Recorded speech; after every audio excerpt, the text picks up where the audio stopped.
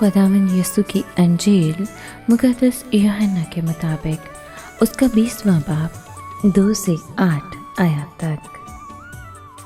तब वो शमौन पतरस और उस दूसरे शागिर्द के पास दौड़ी आई जिसे यीशु प्यार करता था और उनसे कहा कि खुदावंद को कब्र से निकाले गए हैं और हम नहीं जानती कि उन्होंने उसे कहाँ रखा है। तब पतरस और वो दूसरा शागिर्द निकले और कब्र की तरफ गए। चुनाचे वो दोनों इकट्ठे दौड़े, मगर दूसरा शागिर्द पतरस से बढ़ गया और कब्र पर पहले पहुंचा। उसने झुककर कतानी कपड़े पड़े हुए देखे, मगर वो अंदर ना गया।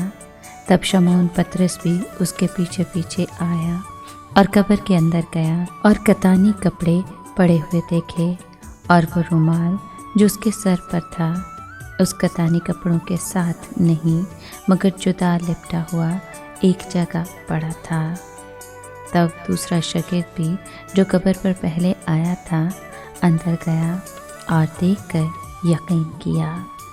पाक कलाम के पढ़े और सुने जाने पर खुदावंद की बरकत हो, खुदा का शुक्र हो।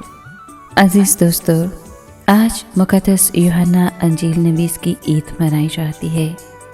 इसी हवाले से इसकी मोहब्बत की दौड़ का तज़करा है।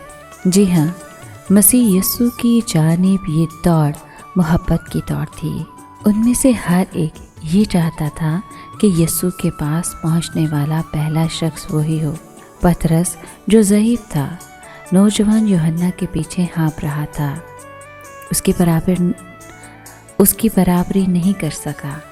दोनों के दिलों में जासूसों और सिपाहियों का खौफ दौड़ रहा था और वो शहर के फाटकों में से निकल गए। जब यूहन्ना कब्र पर पहुंचा तो वो अंदर दाखिल ना हुआ, बल्कि एहतराम के तकाज़े के मतहत वो बाहर खड़ा रहा। चट्टान में तराशी हुई कब्र में झांक कर उसने अंधेरे में देखा कि कफन के सफ़ेद कपड़े जैसे कि वैसे पड़े हुए हैं जैसे रेशम का कीड़ा अपने खौल में से निकलने के बाद उसे छोड़ देता है। कफन के कपड़े अलग से रखे हुए ना थे, बल्कि वहीं थे जहां लाश रखी हुई थी। ये उन मौजज़ों में से तीसरा मौजज़ा है जो मसीह यीशु के मुर्दों में से जुटने से ताल्लुक़ रखता है।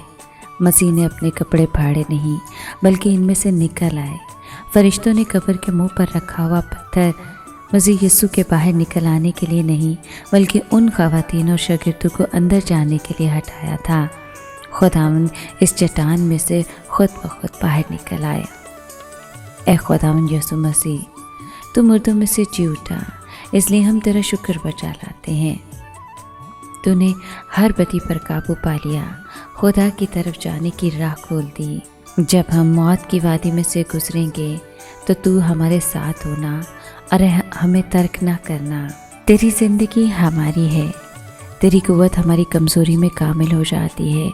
हम तेरे हजूर सरनगू होते हैं क्योंकि हम तुझसे मोहब्बत करते हैं, क्योंकि तूने तमाम मौत कदों को फतह याब उम्मीद दिलाई है।